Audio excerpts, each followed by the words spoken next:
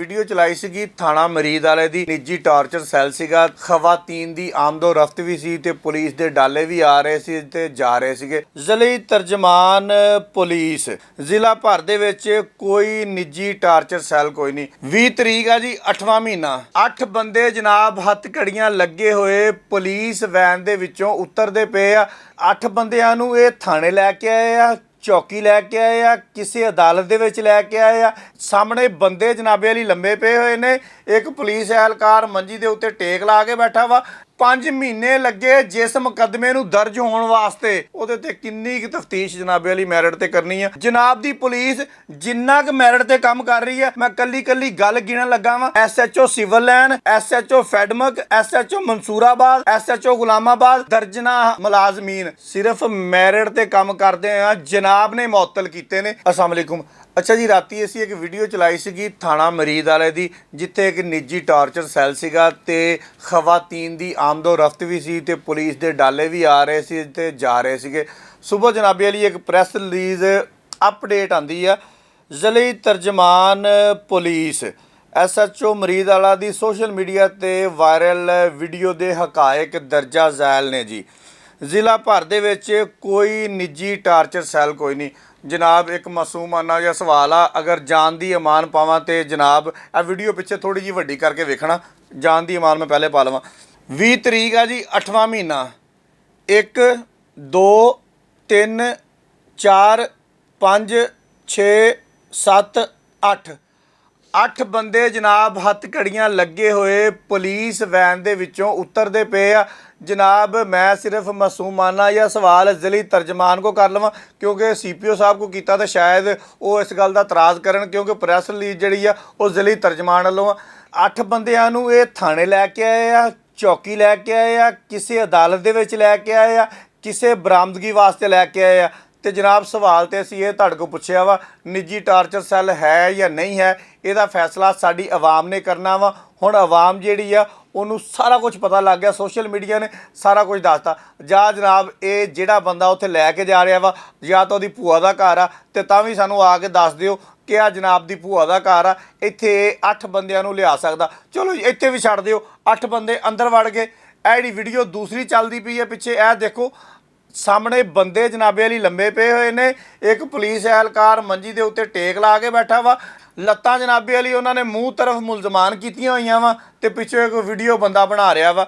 जनाब ये निजी टार्चर सैल ही इनू कहंदे आ, इनू होर की कहंदे आ। इहदे वास्ते कोई आसान और अच्छा लफज अगर तुहाडे कोल हैगा ना तो जनाब सानू जरूर दस देना कि असी ओहदा इंतखाब कर लीए। चलो जी इनू छड्ड दईए, अगे चलीए। अगला आ गया जी मुकदमा नंबर फलां फलां 13/9/2024 बजुर्म 382 थाना मरीद वाला, तफ्तीश मैरिट पर अमल जारी है।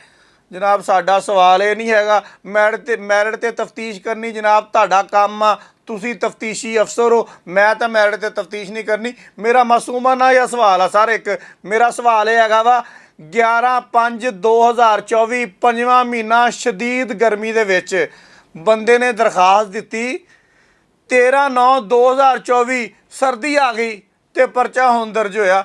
किन्नी क मैरिट ते तफ्तीश इहदी जारी है, सिर्फ सानू दस दिओ। 5 महीने लगे जिस मुकदमे नूं दर्ज होने वास्ते, ਉਹਦੇ ਤੇ ਕਿੰਨੀ की तफ्तीश जनाबे अली मैरिट ते करनी है। फिर मासूमाना सवाल आ, ਇਹਦਾ जवाब भी अगर तुहाडे कोल होएगा तो सानू जरूर दे देना। तीसरा जिहड़ा मैं ज़िली पुलिस के तर्जमान के अल्फाज पढ़ रहा वा, अपने अल्फाज अदा जनाब घट कर रहे हैं अज।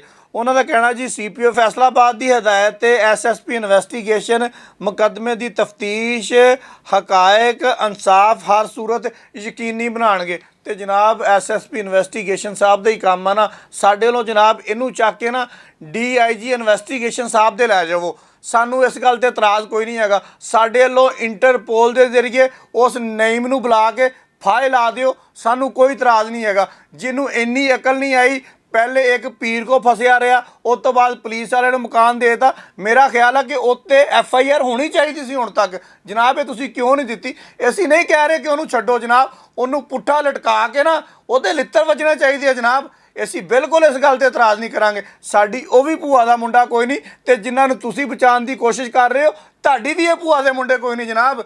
ਇਹ ਜਨਾਬੇ ਲਈ ਅਗਰ ਇਨਕੁਆਇਰੀ ਦੇ ਵਿੱਚ ਸਾਬਤ ਹੁੰਦਾ ਵਾ ਤੇ ਇਹਨਾਂ ਨੂੰ ਵੀ ਸਜ਼ਾ ਜਨਾਬ ਪ੍ਰਾਪਰ ਮਿਲਣੀ ਚਾਹੀਦੀ। ਸਾਡੇ ਤੇ ਮਾਸੂਮਾਂ ਨਾਲ ਇਹ ਸਵਾਲ ਨੇ ਜਨਾਬ ਕਿ ਉੱਥੇ ਪੁਲਿਸ ਅਹਿਲਕਾਰ ਵਰਦੀ ਦੇ ਵਿੱਚ ਬੀਬੀਆਂ ਕਿਉਂ ਲਿਆ ਰਹੇ ਨੇ?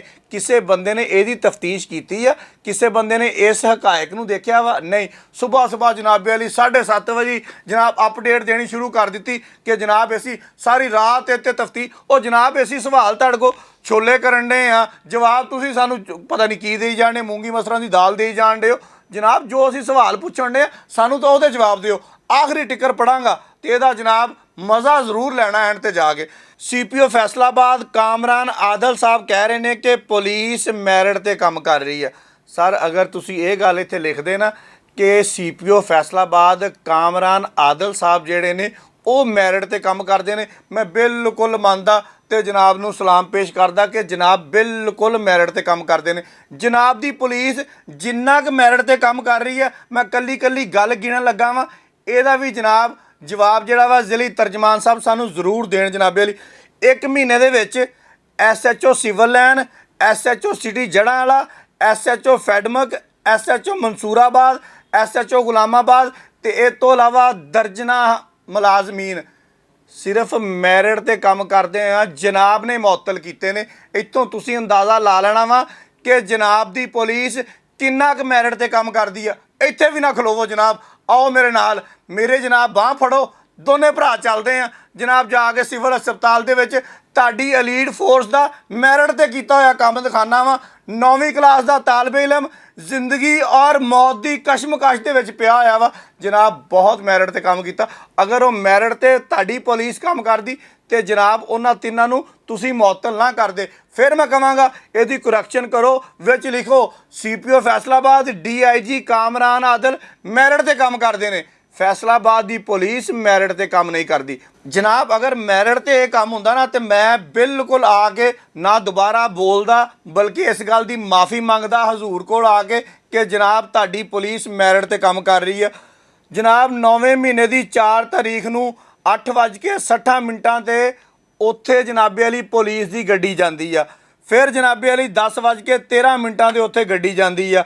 8ਵੇਂ ਮਹੀਨੇ ਦੀ 20 ਤਾਰੀਖ ਨੂੰ ਉੱਥੇ ਪੁਲਿਸ ਦੀ ਗੱਡੀ ਜਾਂਦੀ ਆ। 8ਵੇਂ ਮਹੀਨੇ ਦੀ 17 ਤਰੀਕ ਨੂੰ ਉੱਥੇ ਪੁਲਿਸ ਦੀ ਗੱਡੀ ਜਾਂਦੀ ਆ। ਜਨਾਬ ਇਹ ਜੋ ਚੋਰ ਸੀਗਾ, ਇਹ ਜੋ ਡਾਕੂ ਸੀਗਾ, ਇਹ ਜੋ ਜਨਾਬੇ ਵਾਲੀ ਸਾਰਾ ਕੁਝ ਸੀਗਾ, ਤੇ ਜਨਾਬ ਇਹਨੂੰ ਫੜ ਕੇ ਅੰਦਰ ਕਿਉਂ ਨਹੀਂ ਦਿੱਤਾ? 5ਵੇਂ ਮਹੀਨੇ ਦੀ ਤੁਹਾਡੇ ਕੋਲ ਦਰਖਾਸਤ ਆ ਜਨਾਬ, ਉਦੋਂ ਹੀ ਕਿਉਂ ਮੁਕੱਦਮਾ ਦਰਜ ਹੋਇਆ ਜਦੋਂ ਮਕਾਨ ਤੁਹਾਡੇ ਕੋਲ ਖਾਲੀ ਕਰਵਾਇਆ ਗਿਆ? ਚਲੋ ਇੱਥੇ ਵੀ ਜਨਾਬੇ ਵਾਲੀ ਖਲੋ ਜਾਓ, CDR ਕਢਾ ਲਓ SHO ਦੀ ਵੀ, ਤੇ ਜਨਾਬ ਜਿਹੜਾ ਇਹਦੇ ਵਿੱਚ ਮੁਲਜ਼ਮ ਇਮਰਾਨ ਵੀ ਆ, ਅਗਰ ਉਹਨਾਂ ਦੇ ਜਨਾਬੇ ਵਾਲੀ ਡਾਟੇ ਆਪਸ ਦੇ ਵਿੱਚ ਨਾ ਰਲਣ, ਤੁਹਾਡਾ ਜੋ ਜਨਾਬੇ ਵਾਲੀ SHO ਤੇ ਤਫਤੀਸ਼ੀ 382 ਦੇ ਮੁਲਜ਼ਮਾਂ ਦੇ ਨਾਲ ਰਾਬਤੇ ਦੇ ਵਿੱਚ ਔਰ ਮੁਸਲਸਲ ਰਾਬਤੇ ਦੇ ਵਿੱਚ ਆ, ਉਹਦਾ ਘਰ ਇਸਤੇਮਾਲ ਕਰ ਰਿਹਾ ਵਾ ਜਨਾਬ, ਦਾਲ ਦੇ ਵਿੱਚ ਕਿਤੇ ਤਾਂ ਕਾਲਾ ਜ਼ਰੂਰ ਹੈਗਾ ਵਾ। ਬਿਲਕੁਲ ਮੈਰਿਟ ਕਰੋ, ਘਟਾਓ ਨਾ ਹੁਣ।